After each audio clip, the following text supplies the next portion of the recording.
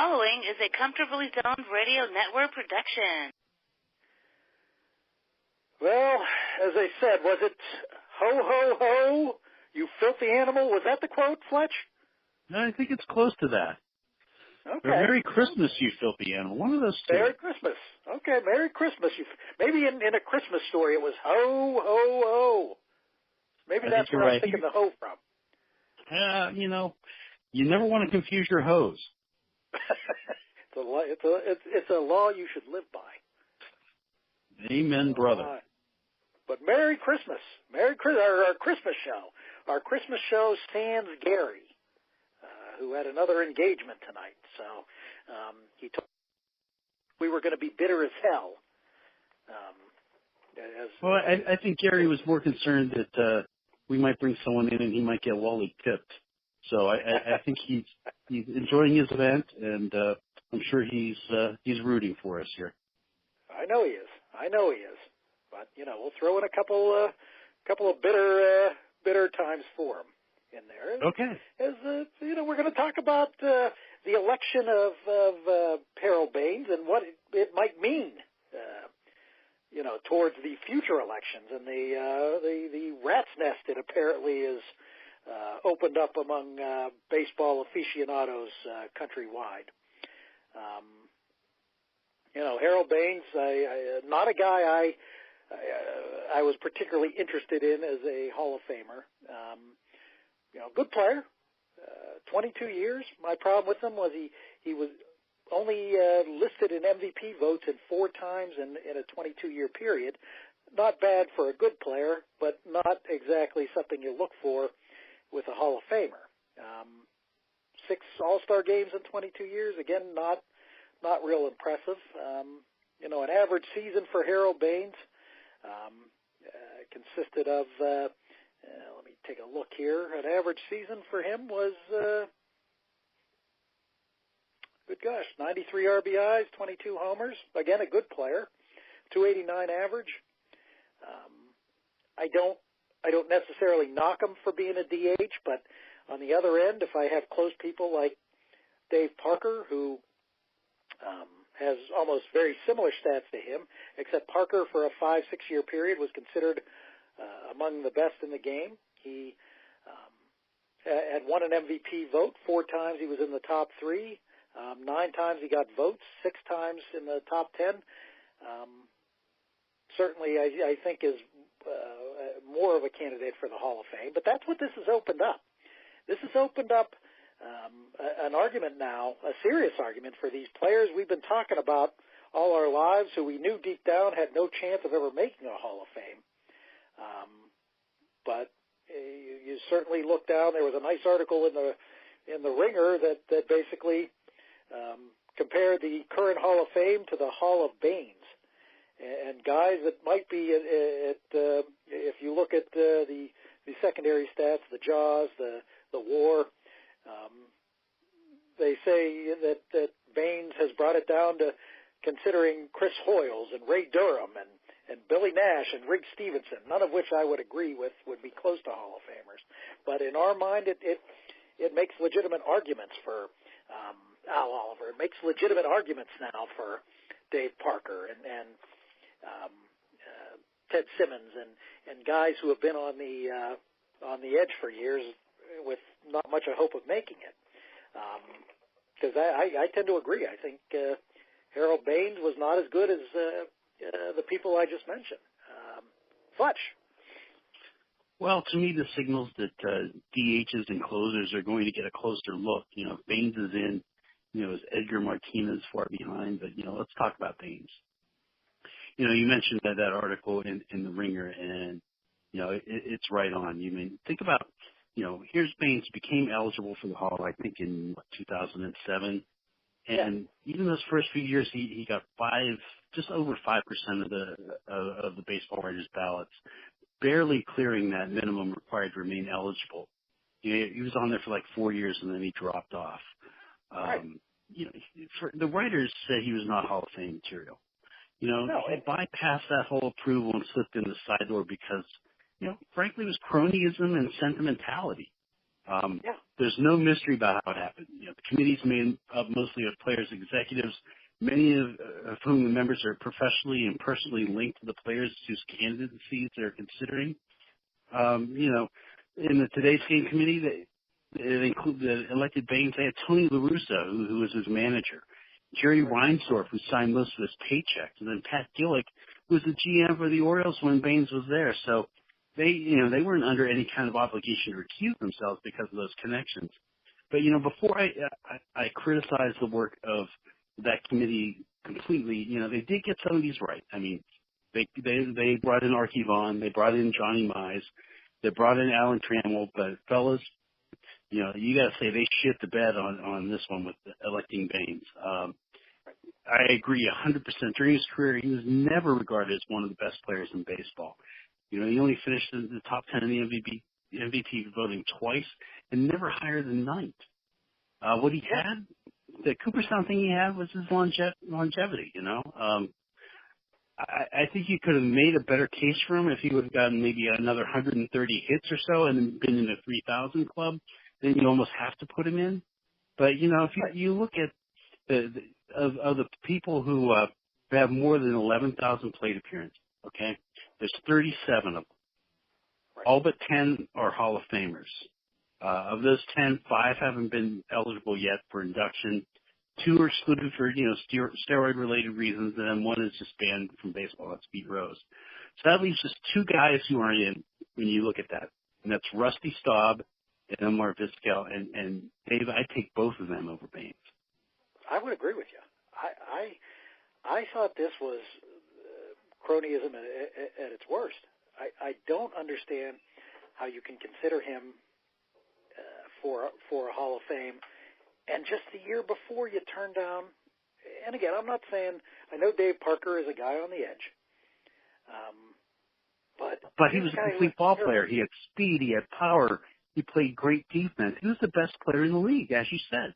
Baines, you never thought about that with him. No, he was a solid guy. That's what he was. It now becomes the Hall of the Solid Guy. And you open up these arguments now. How are you going to look down? I mean, Parker, I'm assuming will have an opportunity next year as his era meets again. They meet every other year. How do you say he doesn't belong now? Yeah, you can't. And you look at the thing that, you mentioned that Jaws formula, which I never really understood that before, right, until looking at this. But they said that if you since 1876, and all the players that have been around, there are 226 Hall of Famers. Right. So that's about 1%, a little bit over 1% of the players who graced the diamond since then. Pretty exclusive. Right. And that's what you want for your Hall of Fame. But if you included players like Baines, they said that total would swell to 837 Hall of Famers, about 5% of the ball players. Exactly. I'm not ready to see Mickey Rivers in Cooperstown.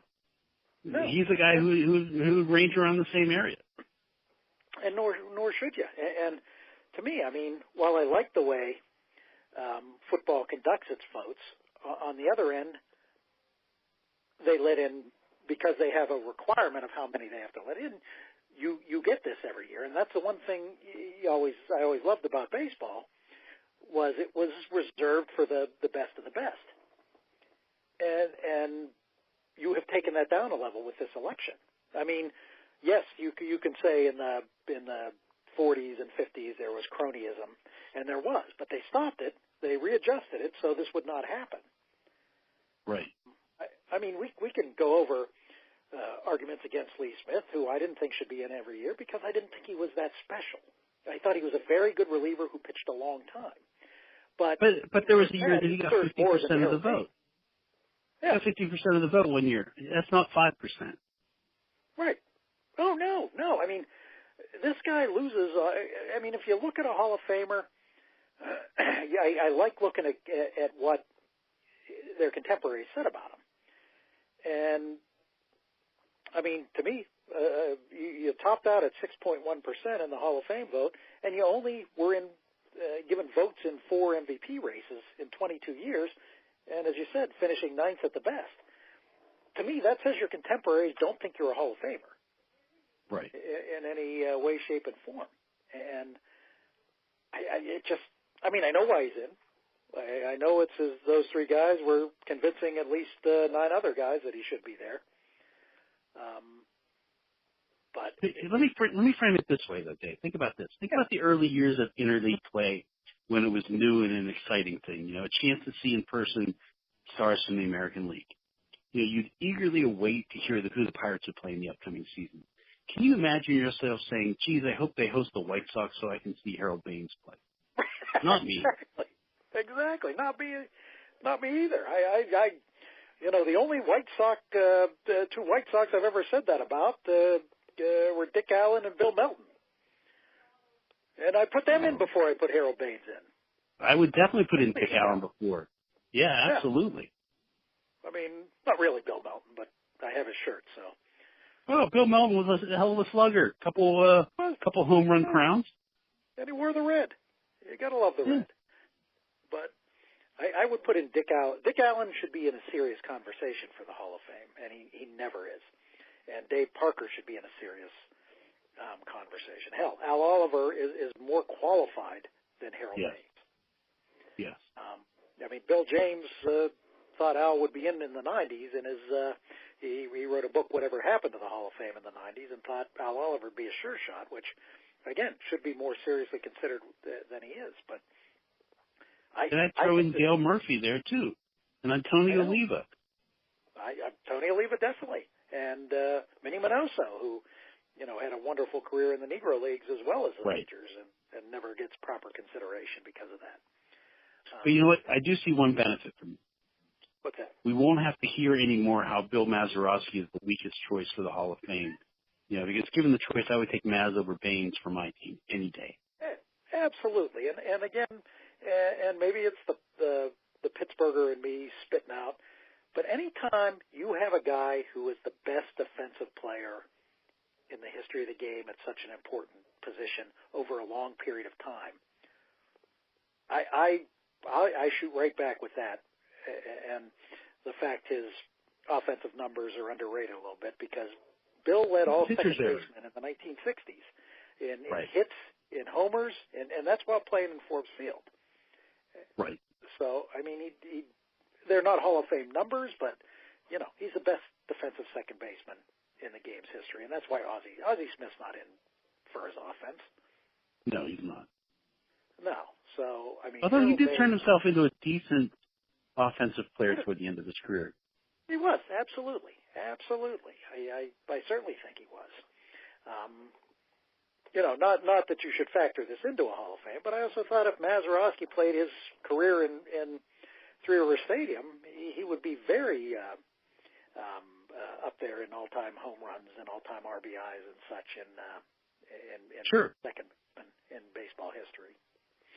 Look what the move did for Willie Stargell. Oh my God, yeah. Willie Stargell is just a good hitter if not for that move. That move made him one of the best. So I think that's a very good point. I thought Lou Piniella would make it. I was a little surprised he didn't make it in. But Lee Smith, I thought, had a decent chance because I think he topped out at 55% one year. Yeah, he did. If I'm not mistaken. So that's what this thing is for. This thing is not, 6 point. I don't care what you say about the writers. 6.1%.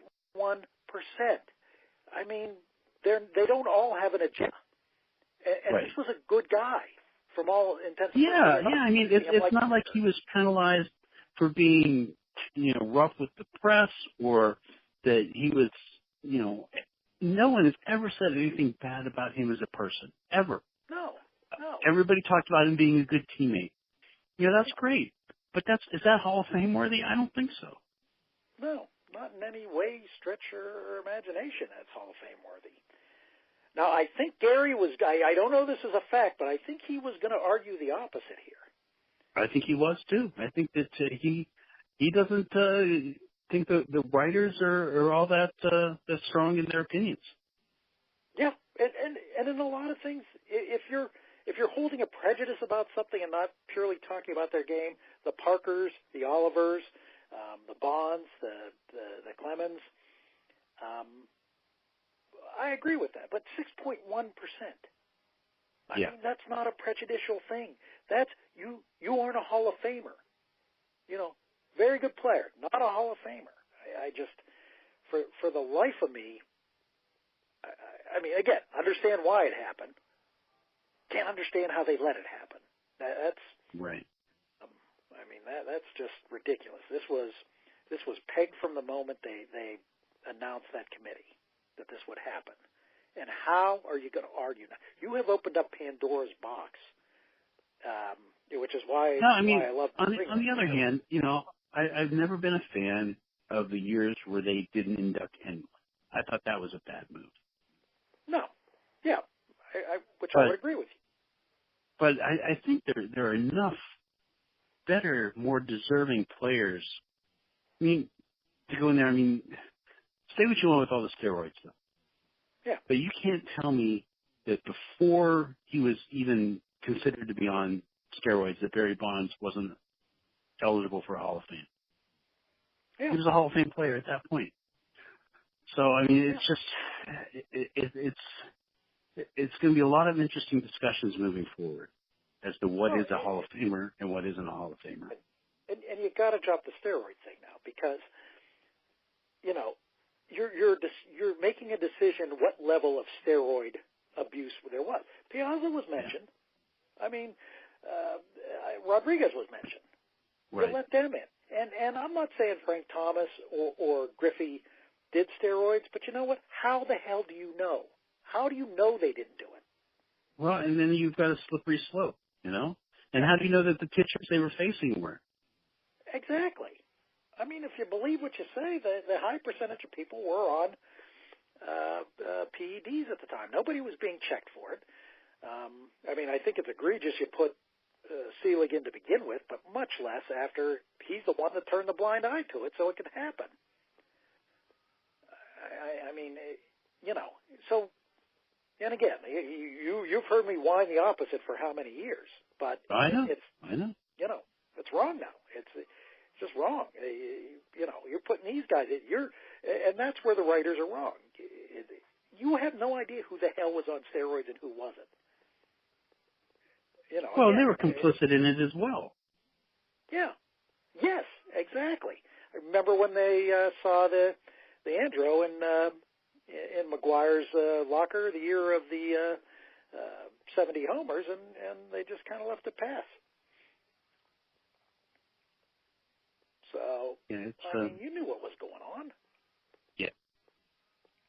So, and the other thing, and we did talk about the DH. 60% of his career was spent as a DH. He wasn't a great fielder, even when he was in the field. He wasn't a great base runner. No. Good player, good guy, not a Hall of Famer. Yes, yeah, and that's the crime of this argument. Is I mean, he didn't suck. I mean, you feel like that's what the argument is when people talk about it. But he was a very good player. But right, you have to hold Hall of Fame standards higher. 1%, Dave. Would you put him in the top 1% of all time? I wouldn't. No, he lasted. He lasted long. I mean, I had the same argument when Don Sutton went in. And Don Sutton's more of a Hall of Famer than this guy is. Yeah, I would agree with that. I mean, there was one guy I was going back and forth with a few people on Facebook, and one guy had the greatest quote. He said, "To me, a Hall of Famer is me thinking back, if I was an 11-year-old kid opening a pack of cards, would I say, wow, I can't believe I got him?" And you don't do that with Harold Baines. No. I mean, it's the same thing with that interleague thing. You don't get jazzed about him. No, absolutely not. It means nothing right now. It means nothing. But, the shame of it is that Harold Baines didn't ask for any of this, I don't think. No. And he's going to be connected to this controversy through no fault of his own. No, and he's a good guy and was a very good player. You're absolutely right. And when you read about his reaction, he sounded as surprised as anybody that he made it in. So I don't think he was expecting it. But I don't know. I mean, on one end, I'm kind of pumped up about this because of, the arguments that'll happen. But on the other end, you know damn well they're going to leave out the same players who deserve more consideration. They didn't like Dave Parker. And say what you want about his drug use and his drug thing. It didn't increase his stats. It decreased them. Right. So you can't use the drug angle there. And he got off them and ended up being a productive player again. And he rehabilitated his career. He had a hell of a comeback with 2 teams leading them to the postseason. Exactly. And I mean, they're just, I can't find, the only redeeming thing you can find with this guy is that he almost had 3,000 hits. And again, that's not a factor when it's 22 years to get there. The other thing I looked up tonight, he had one league-leading stat in 22 years, and that was he led in slugging one season. So out of every stinking stat this guy had, he hit he had a 541 slugging in 1984. That's his redeeming value. How can you be a Hall of Famer leading the league once? Yeah. No, I agree. In one category. But as I said, Gary was a believer, and he would have been bitter on us here. He would have been bitter. I think he would have. He would have. But maybe Gary would like to see Mickey Rivers in the Hall of Fame because he's got the same claim as Baines would, based upon the stats. That's the argument you have here. And Gary, you were going to be mocked tonight. So you can't be surprised by that. But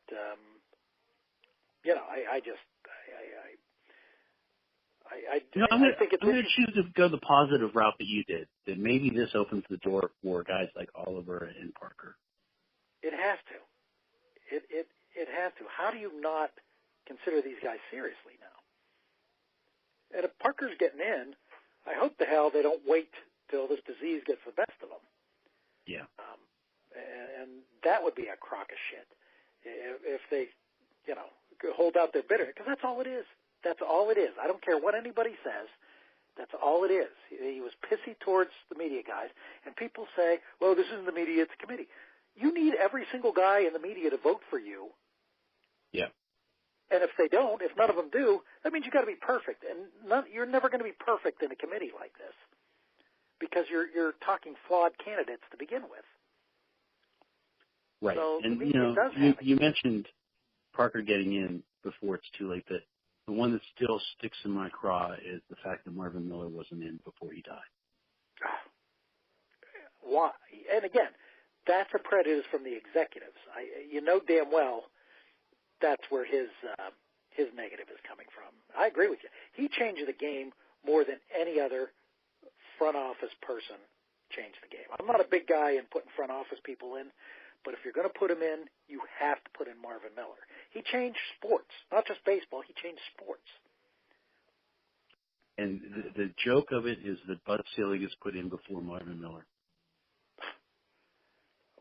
Bud Selig, he made some changes. Don't get me wrong, but he oversaw the greatest prosperity in the league. I'll give him that. Yeah, you give him that, but he also geared the prosperity.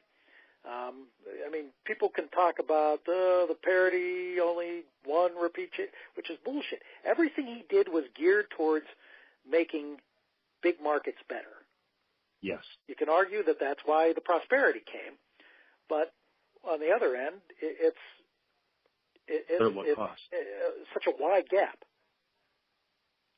Yes, Milwaukee's making it in, but inevitably they're going to fall apart and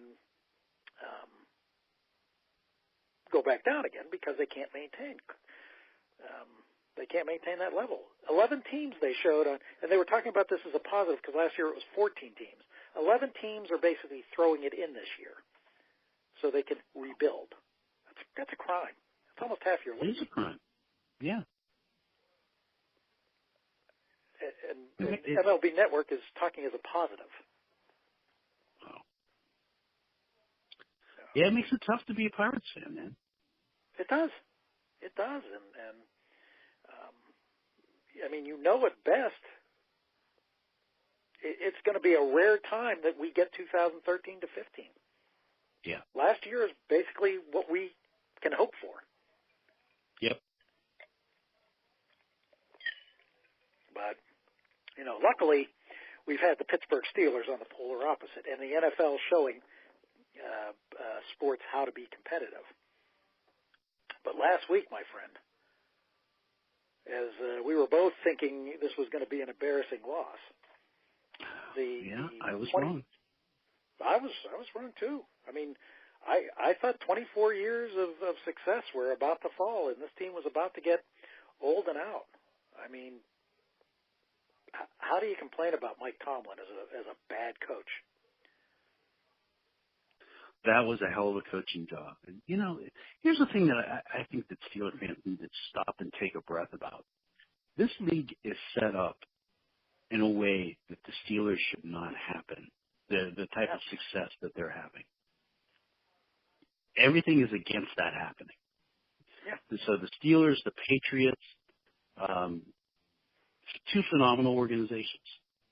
Yeah. I mean, even the Giants, who have had a lot of successful years, they will have their down years too, and we really haven't seen any of those. No. 500 has basically been a down year, right, in this organization, and you've done it so many different ways. How do you sit there? And again, I know I was baiting people when I put on there what a well coached game that was, because I thought it was by both him and Butler such a wonderful phenomenal game plan. I mean, well, here's the thing, Dave. It started from the very beginning. The fact that they win the toss and they don't defer, and they send a message saying, "Look, we're going to take that ball and we're going to run it down your throat and we're going to score." Yeah. And to me, what Samuels did basically should devalue what Bell is asking for next year, because it shows the fact that basically you've taken a guy who wasn't really a running back in college, and you took a guy like James Conner, who has limited talent for the NFL. I mean, he's a smallish guy, not necessarily the fastest guy in the world, but you've taken these guys and you've made them stars. You've made them a Pro Bowler. I mean, that was one of the great performances last week. It was. So what are some of your takeaways from that game? Well, I'll tell you my negative takeaway is I think Ben looks like a guy who is falling. I didn't come out of it with a good feeling about him, but I came out of it with a feeling like this offensive line can go up against anybody in the league when they are. I mean, you're going through injuries, and they can make a running game. They just have to, be married into that. And I came away with the fact that this defense isn't as bad. It just needs maybe managed a little better, but it's good enough to compete in the playoffs. I mean, they outplayed San Diego until the middle of the fourth quarter. I mean, they've outplayed just about every team they've lost to. But last week, I come out of it thinking, this team doesn't have maybe a huge margin for error defensively, but when it's coached properly by Butler, it can be up there with people. What were your takes? Well, I mean, first of all, I think they may have saved their season, and they started that game knowing that Baltimore had already won. Right. I'll agree with you. That O-line is studly and maybe the best in the league, and that leads me to my next thought. You talked about Jalen Samuels. We all knew that he had skills as a pass catcher out of the backfield, but we found out he could also run the ball. He hit the holes hard, and he hit them fast. Absolutely. And just a couple of New England thoughts, too. I mean, it lends credence again. If you can get pressure on Tom Brady, you can beat Tom Brady.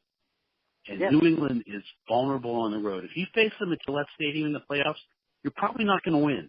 But get them on the road, that's a different story. And did they not look slow? They did look slow. And, you talk about coaching. I mean, even though, Gronk is aging rapidly. Yeah. I think he's not the specimen that he was a couple of years ago.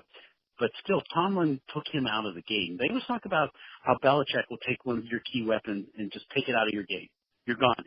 Whether it's in Antonio Brown or whatever it is, he takes someone away. Tomlin took Gronk out of that game. Yeah, I mean, he never was a factor. And Gordon really wasn't a factor either. No, and boy, to talk about that, and that's just a sad story, too, the whole Gordon thing. I mean, there's a guy with all the talent in the world, and just, he has his demons. Yeah, and that's a damn shame. That is a damn And you shame. you thought of a place for him to land that they can rehabilitate players like that is New England, but unfortunately that just didn't happen this time. And I feel bad. I'm sorry that he has more problems again, but that's a lifelong battle that he's fighting. And I wish him the best. Yeah, and I mean, that's a great point. That's something I just really pisses me off when people, when they're talking about these players, that they got to bring that up and they got to just be so negative. This is a problem. I mean, this is not anything less than what it is. It's an addiction. It's a medical issue, and it's tough to overcome. And I'm like you. I wish him the best. I hate when people go so far the other way and just act like assholes about it. Like, I don't care if he ODs or I don't, I'm with you. I hope the best for him. Let's talk a little bit about the defense too. I mean, TJ Watt showed that he can have great games against teams other than the Browns. He was very good against the Patriots. He's learning the NFL game now, and he's not just relying on its physicality. He could have been a Pro Bowl snub, but not that anyone in their right mind really gives a rat's ass about the Pro Bowl. But and then on the other side of that is Artie Burns. But man, that guy's in the football equivalent of Siberia. After that blown coverage that led to the Patriots only TD, we never saw him again. We may never see him again. And I won't be sad about that. Yeah, I absolutely. Well, I had one anti-Tomlin guy mention that as a weakness with Tomlin because he had him all week, and why did he put him at the starting lineup? Well, he did, but he made the adjustment quickly. He didn't leave him in there. Right. And I give Tomlin credit for, you make adjustments. You have a game plan in the week. Things aren't going to work. You make adjustments. They made an adjustment with that. But you're right. Artie Burns. James Washington. There's the James Washington we saw at Oklahoma State. Yeah. He's a guy that if all of a sudden if he lives to his potential, wow. I mean, he's going to make Ben look a lot better in his last couple of years, but he's also going to make Mason Rudolph look very good in his, because I'm not thinking Dobbs is the heir apparent. No, but nor should he be. No, he is what he is, and that that's just so many stupid criticisms. My favorite one, I had a guy, Fletch. I don't know if you read the feed. I had a guy actually make the claim that Renegade was more responsible for that victory than Tomlin. Oh, my goodness. Renegade was a song, as if players for 50 minutes are saying to themselves, God, I don't know how to play this game. I don't know how to beat this team. And they hear Styx playing a song, and everything. Well, then they get their lighters out. Yeah. And they flash them back and forth. Exactly. But I will say this, though. I wasn't at the game. I watched it on TV. But that crowd was loud coming across the TV. I don't know. You were there. They were loud. I mean, they were very loud. And you can get a home field advantage with that. I mean, no doubt. But you win games because you have a good game plan and you have good players. I mean, give the damn guy he's won 65% of his games. Only 14 men in the history of the game have better winning percentages than Mike Tomlin. 13 years. You don't win by accident. Well, and, you can't give me the horse shit as, well, he's winning with cowards players, because those guys are gone. They're gone. And, if you want to use the Ben factor, Ben, in my eyes, is never been a top 2 or 3 quarterback in the league. He's a Hall of Fame quarterback in a Hall of Fame era. But don't get me wrong, but he's not Tom Brady. He's not in that ballpark. Drew Brees has lost. Drew Brees is a better quarterback than Ben, but Drew Brees has lost. So you need a guy to bring a team together. It's more than just a great quarterback that wins. They help you, but you need so much more. So right. you can't say that. You can't say it's Ben. Yeah. I mean, he's a better coach than Bill Cowher was, and Bill Cowher was a great coach. This guy is better. Because how many teams win Super Bowls without great defenses?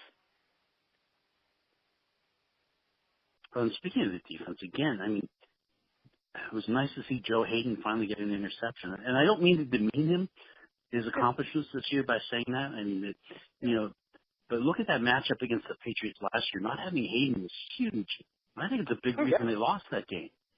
Yeah, they went the game with Hayden in there. He should have been in the Pro Bowl. I think voters looked at the interceptions, and that's the only reason he wasn't made in that squad.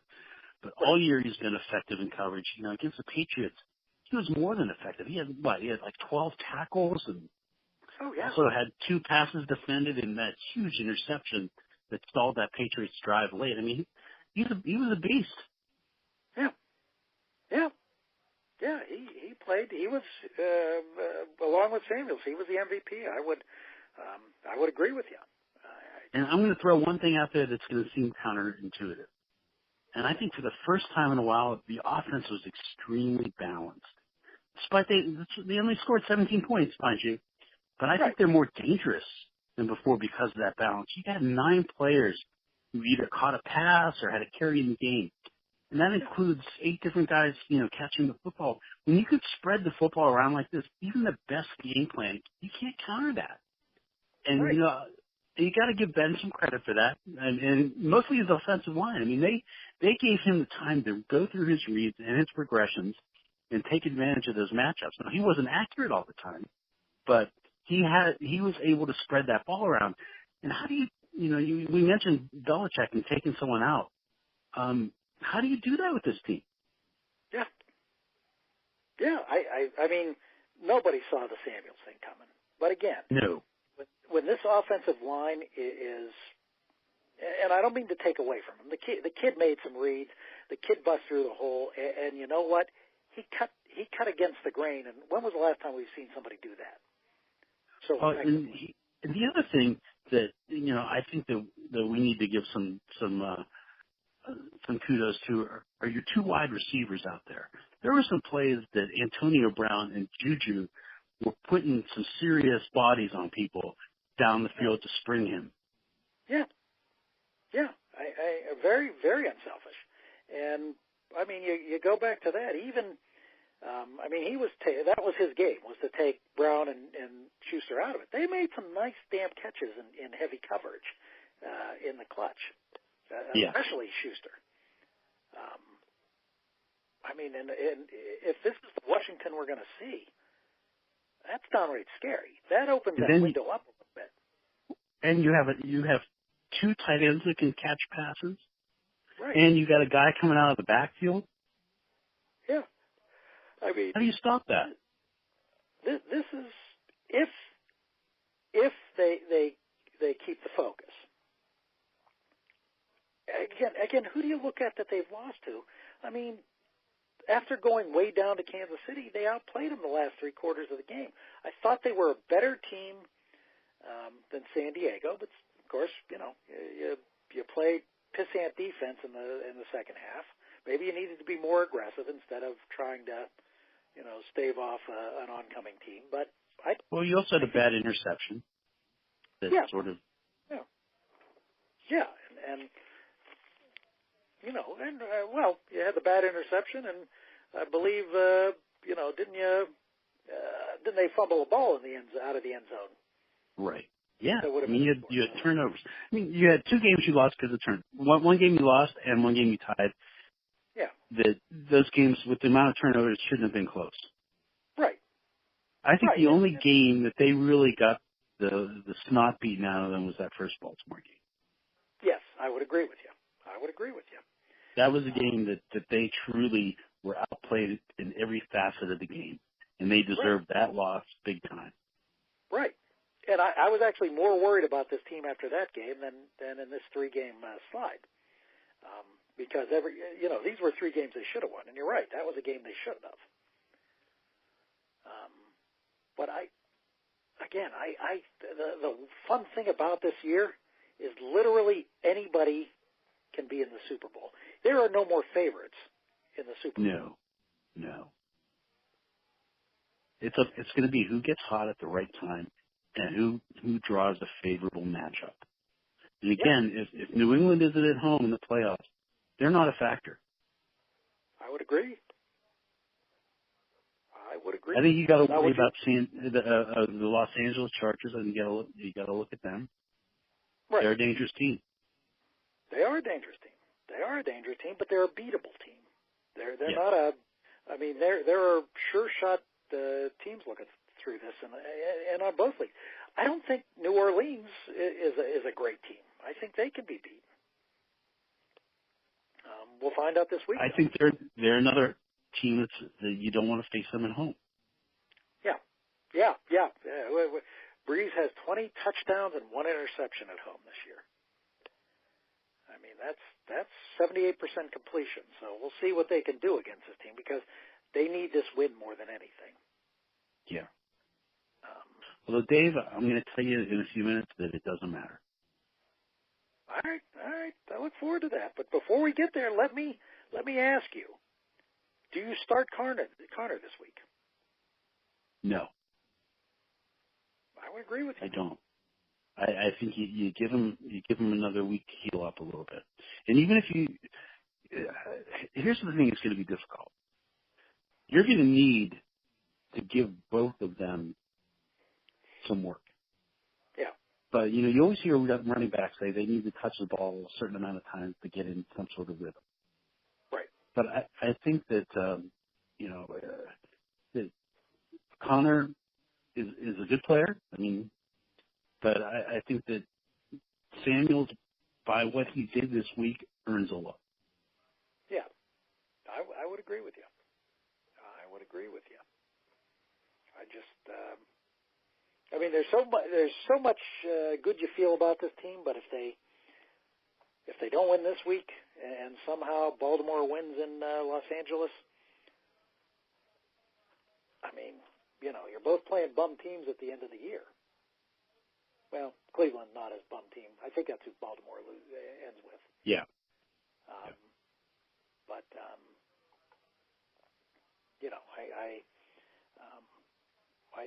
you feel a lot better. But you beat the Saints, and you're going to tell me coming up why that's not going to matter. And I'm looking forward. Well, here's the other thing the one thing that I'm a little concerned about. Yeah. I don't want a game coming down to my kicker. Although, I mean, Tomlin, here's another good bit of coaching. I mean, he goes for that 48-yard field goal. Yeah. And he shows the confidence in it, but clearly this guy has a case of the yips. Yeah. Still don't trust him. Again, that was a huge balls move because if he misses that 48-yarder and they lose that game, you wouldn't be wanting to listen to talk radio for a long time. And Baltimore's obviously going through something. I mean, this guy, he had to cancel his Twitter accounts and all this other stuff because people are all over him. Yeah. Come on, man. Well, no person. Death threats. I mean, those are, That's asinine. That's just ridiculous. It's a sport, for Christ's sake. But, it shows you the potential of this team.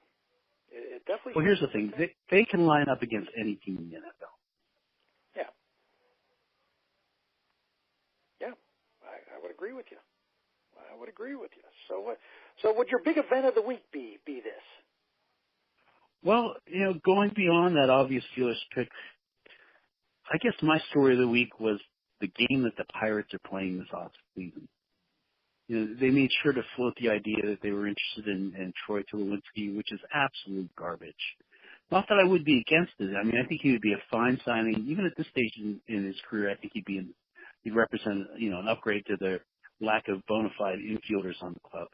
But it's a case of leaking to get the media and the fans to talk about it when there's really little chance of any kind of trigger being pulled. He's probably going to end up either as a Yankee playing second base or maybe in Boston playing both short and second. It's another one of those bullshit pirate farces trying to appear to be players in the market when we all know all we're ever going to see is cast-offs and reclamation projects. Not that I'm bitter or anything, but, you don't see them. People don't fall for that horse shit because it's not happening. Yeah. No, I would tend to agree with you. It's been a little bit of a weird off season. Not, minor league signings, but certainly nothing that makes you think this team is going to be anywhere near improved, at least offensively next year. I have a feeling I know what yours is. I think yours is going to revolve around soccer. You'd think that, wouldn't you? You'd think I the thought it would. undefeated Liverpool team, who just kicked Manchester United's ass this week 3-1 to remain. Marino gets fired after the game, one of the biggest asses in sports. You'd think that would be it, but you know what it is? It's not a happy thing, Fletch. Oh. It's the destruction of the Cleveland Indians. Oh. Which I don't know that I'll renew my MLB TV account. It's kind of crushing me here because I thought they had another year for the window. I thought they did too. I was surprised by all of this. I know, and it sounds like Kluber's all but gone. They didn't really build up their farm system with the trades. The farm system that's been depleted the last couple of years, trying to contend. So I thought they had at least 1 or 2 more years in the window to make a run at this. I would agree. It seemed to be awfully early to be throwing in that towel. Especially being the Central is so down. Yeah. I mean, you had great pitching. You could easily win the division. And I got to tell you, I'm stunned by what's happening with them. I mean, it was a really depressing week because of that. Well, it started with the end of Chief Wahoo for you, didn't it? It did. It did. I wore his colors for most of the week because it started with exactly showing there is no more Chief Wahoo, and then the trades, and as I said, you're not really getting top-notch minor league talent for some of these guys. You're just dumping salary. I mean, that was the one thing that was getting me over some tough Pirate times the last couple of years was the surge of the Indians. And I mean, my God, does the AL Central winner win 70 games this year? That is a badass division. Could be the worst of all time, worse than the 73 East.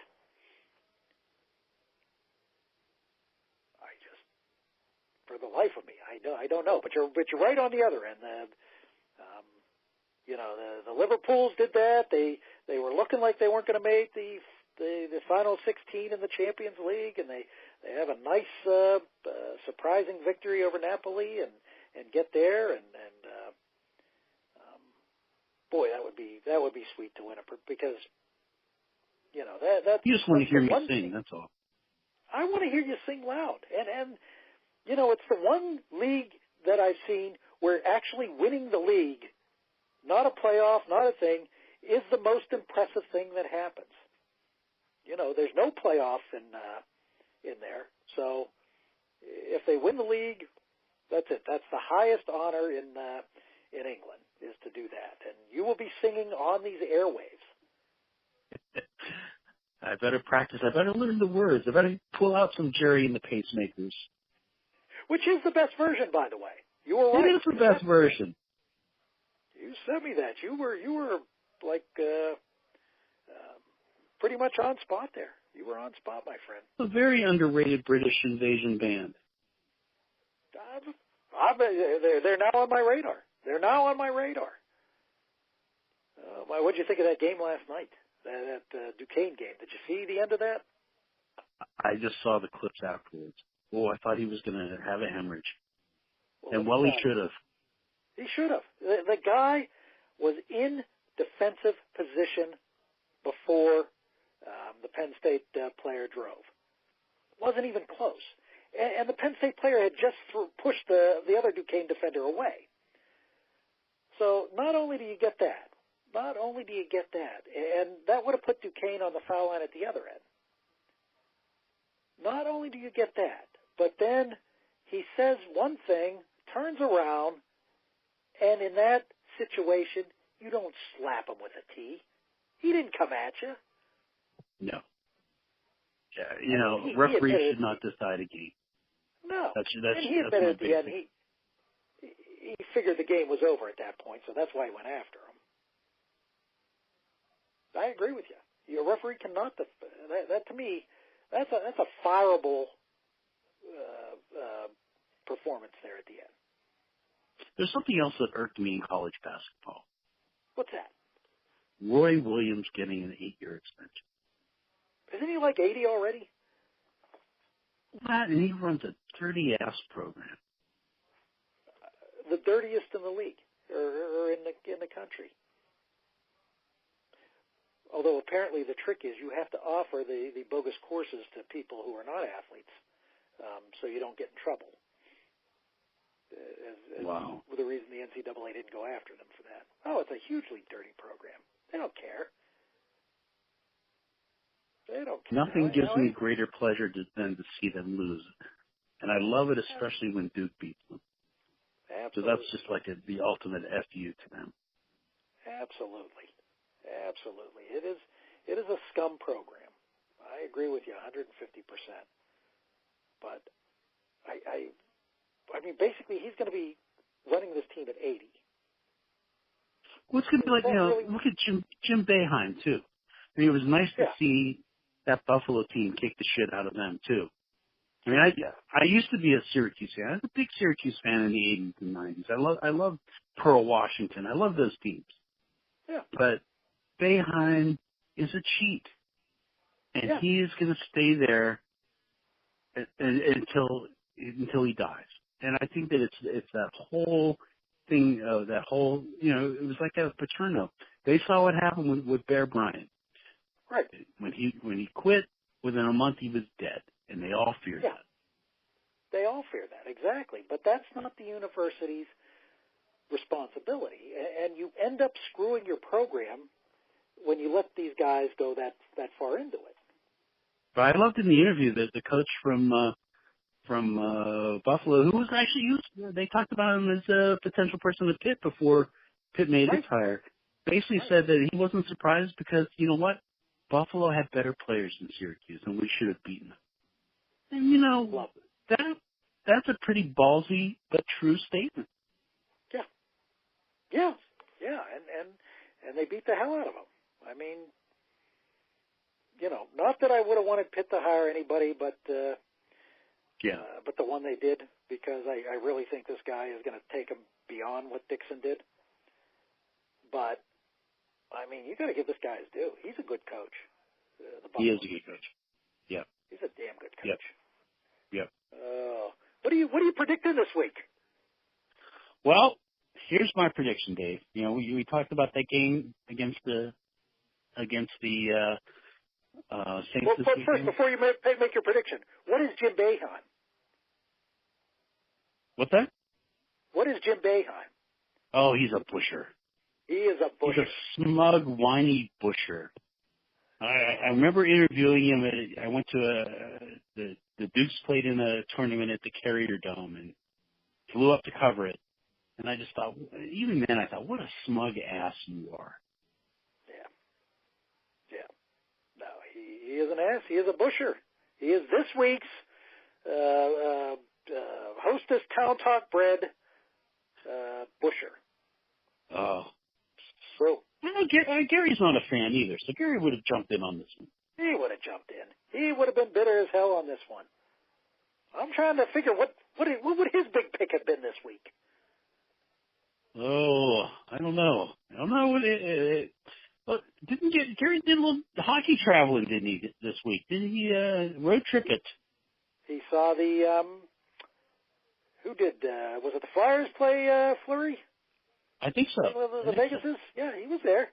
He was there. Yeah. And he was at you know what, it would have been HBO's last boxing match.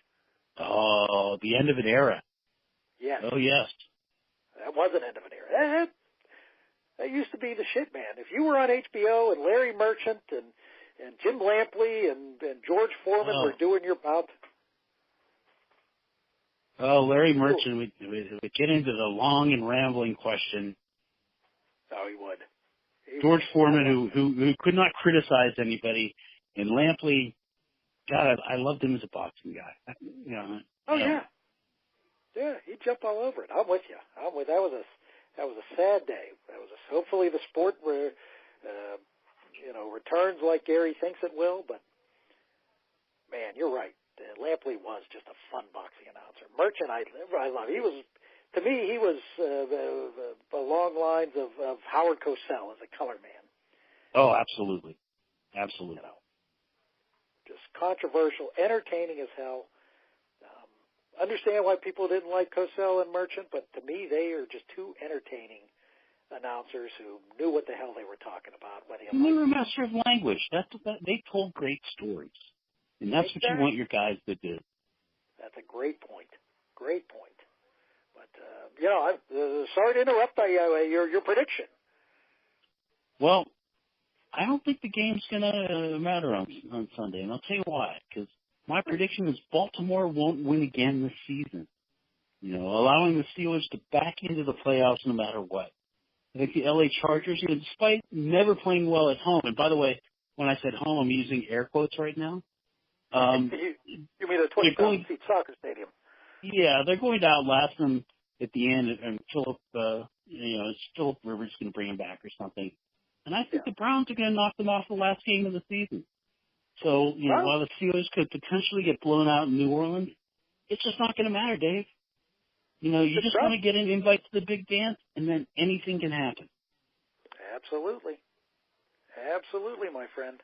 What you got, Big Daddy? Well, I'm going many ways this week, but I was going to make this prediction that Pitt will end the season in an exciting way. I think they will end up winning by at least a touchdown in the Sun Bowl. I'm not a huge fan of Stanford. I think the team, whereas they got blown out against Clemson, I think like in the Penn State game, they showed for 30 minutes they could stay with one of the better teams in the country. And it seems to me the end of the half to me just let the kids down a little bit. But Narduzzi doesn't lose his team. Narduzzi seems to be able to get his team focused after an irritating loss. And I quite frankly like the way he has the defense played. He has the team looking for the most part. I mean, they sucked against Miami. That was just an embarrassing game, and I think that was maybe our heads are too big kind of game. It could have been. But I think he gets his team ready. You got just a good offense that I think can barrel through a Stanford team rushing. I think defensively they've looked good. I mean, after they let that long run in the Clemson game, I mean, until the last 2 minutes before the turnover, they held that team in check. I was very impressed with the way they were playing, and then, of course, they lose it all there. But I think they come out of this game. I'm going to make a prediction 26-17. Wow. It wins the Sun Bowl. You can't get excited about any Pac-10 team. I mean, maybe Washington has a good defense, but yeah. Well, today their Heisman Trophy candidate running back announced he wasn't going to play in the game, so that's going to hurt it a little bit more. But I think Pitt was going to beat them even if he was there. Yeah, I think so. But what do you think about this whole bowing out? I mean, understand what they're doing, but you've committed to this team and your teammates for all these years. I don't know. I have mixed feelings about it. I really do. I mean, I understand it. You know, maybe you need to buy insurance if you can afford it. Right. But I don't know. I don't know. I mean, if I'm a teammate, I have to think I'm feeling really let down by that. Yeah. But at the same point, I understand that, you know, this is about getting ready for the next level and taking care of yourself. Which I do, but I agree with you, and I understand, and I mean, the schools are great for understanding that because Lord knows, you know, they could give a shit about the kids, and the coaches could. I mean, they leave on a whim, but on the other end, I mean, you know, Will Greer has led you to the top 15 program in the nation, and I just, you know, I just get a weird feeling about that he's not going to be there to lead them, and hopefully, these bowl games can be great recruiting tools if you have an impressive performance. And the other thing too, I mean, you could really up your draft stock by a healthy team, you know. Yeah. I mean, you look at what some of the guys have done, you know, particularly like in the Senior Bowl when they go out there and all of a sudden they move up on people's draft boards. Yeah, I would agree with you. Yeah, so it is a double-edged sword, and you know what? You get injured lifting weights too. So. Right. But then, you know, you see these, you know, I know it's a different story in the pros, but I mean, you see that horrific injury that Alex Smith suffers, and you don't know whether he'll ever play again. Right. Oh, and if you read the stories about the infection and such, that's a serious thought of if he'll ever play again. I mean, he's pretty screwed up. I could argue it both ways. I mean, I think part of it is having an honest conversation with teammates and just saying, here, this is what I'm thinking. Yeah. Yeah. And you know, I'm sure they'd understand, but. I mean, most of these guys are never going to sniff the pros. This is their last chance. This is their big moment. And to go into it without your best players, that's tough. Yeah. And they talk about, you know, this whole band of brothers things, and then all of a sudden, you know, this guy, you look around and this guy's not there with you. Yeah. Oh, I agree with you. But it's a tough one. I mean, I guess then, you know, framing it another way to look at this whole Le'Veon Bell thing. Yeah. If you're a front office guy, do you want to take a chance with a guy who's never played a full season? Right. Who basically, you know, quit on his team. I mean, I understand what he was doing, and believe me, the Steelers need to take some blame in all of this as well. Sure. But you know, if a guy's willing to sit out like that, how much of a competitor is he? Yeah. And then there's a lot of things to weigh. There's no easy answer. No, and I also think you got to take a look at if you're a team, am I willing to give $20 million to this guy when this offensive line is making two people not anywhere near his talent look that good? Right. I mean, the Samuels thing stunned me. I never saw that. It's the most stunning thing I've seen.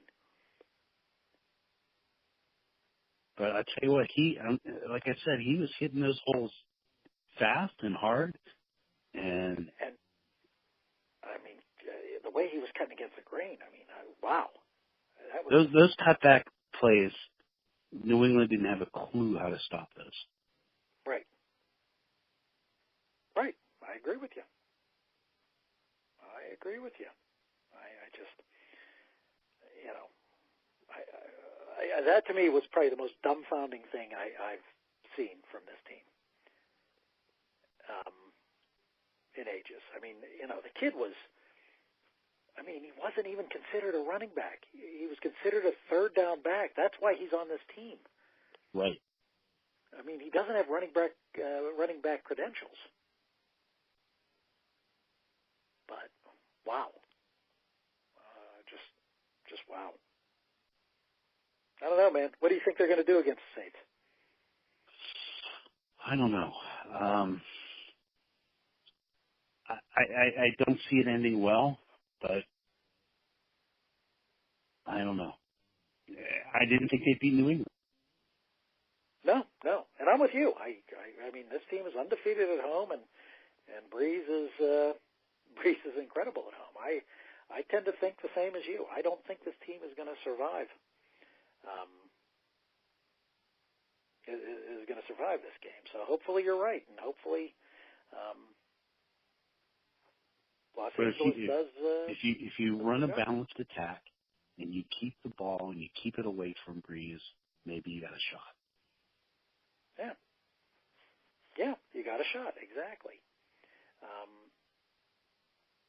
And that's the other thing. I mean, you keep the ball, you make the defense better. Yeah. I mean, keep Ben under control a little bit there. I really, that was the one thing I really am concerned about. He did not, his accuracy looked like an old man. Yeah, it did. Well, I mean, he's clearly on the downside, and yeah, he has enough weapons around him. But here's the other thing that's going to be important in this game. Breeze is not a very big quarterback. You may not be able to get to him because he has that quick release, but you got to get your hands up. And I can see them swatting a few balls away. Yeah, I would agree with you. They're going to need to do that.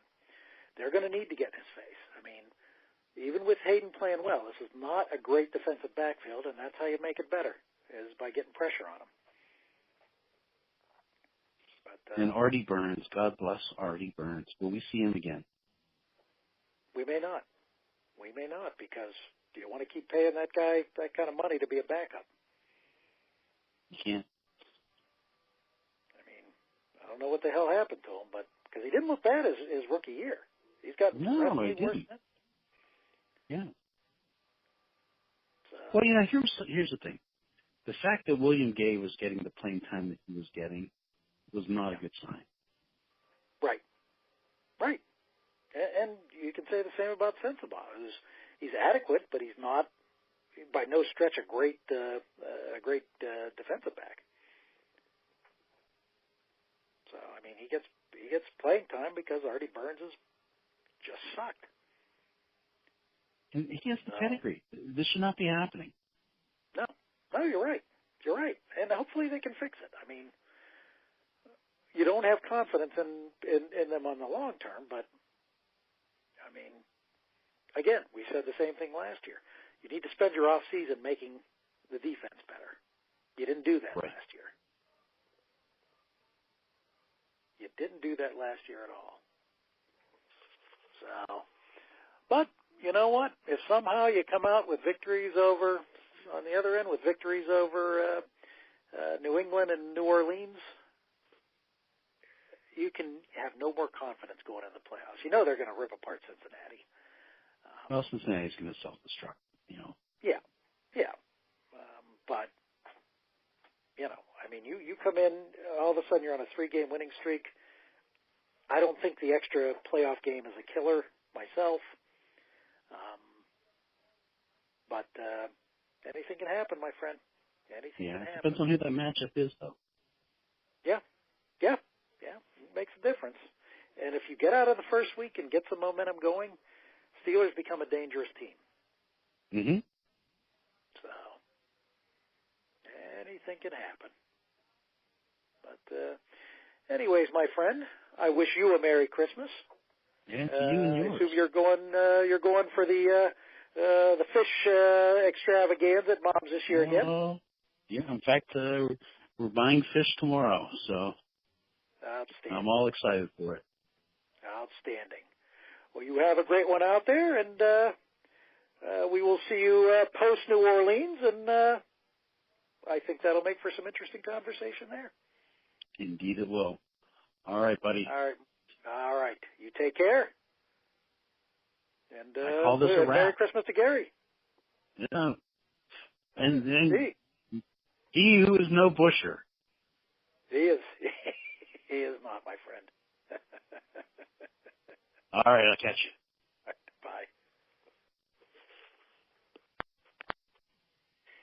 proceeding was a Comfortably Zoned Radio Network production. Thank you for listening.